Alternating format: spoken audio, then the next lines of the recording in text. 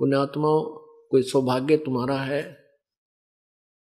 कि आप जी को इस बिचली पीढ़ी में मानव शरीर प्राप्त है, स्त्री या पुरुष का। और उनसे भी अधिक सौभाग्य उन पुण्यात्माओं का है जो परमात्मा के चरणों में आ चुके हैं, जो जितना भी देर से आएंगे उतना ही पश्चाताप करेंगे।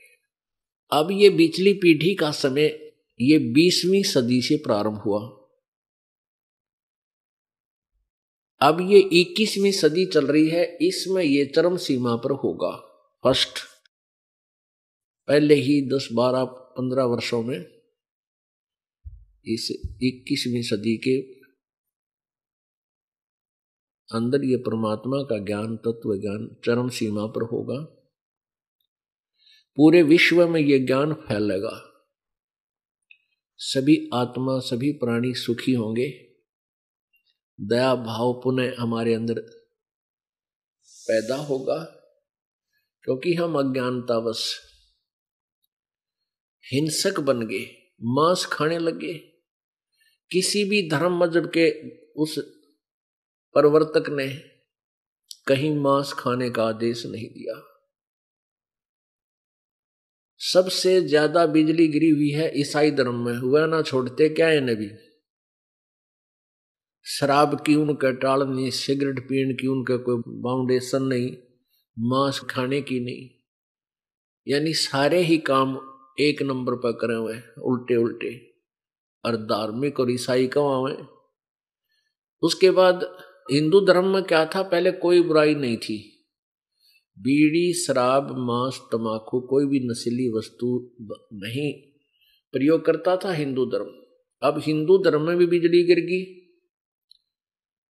सभी कोई घर खाली नहीं है जो व्यसन ना करते हो।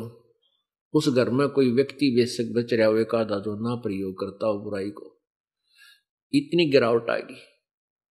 मुसलमान धर्म में शराब नहीं प्रयोग करते थे, मांस और हुक्का खूब डट के पीवे। सिख धर्म में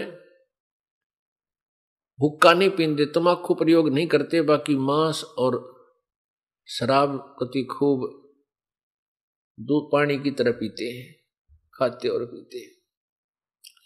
जबकि हमारे पूर्वजों ने, हमारे प्रत्येक धर्म के जो संचालकों ने कहीं मांस नहीं खाया और ना खाने का आदेश दिया। तो बुराई क्यों कर रहे हैं हम? और कर रहे हैं तो फिर धार्मिक कहां, हम उस धर्म के बंदे कैसे हुए? तो ये गिरावट जो आई है या अब फिर दोबारा सेट होगी, और ये प्यारी आत्मा अपने परमात्मा को पहचान कर सतलोक पहुंच जाएंगी।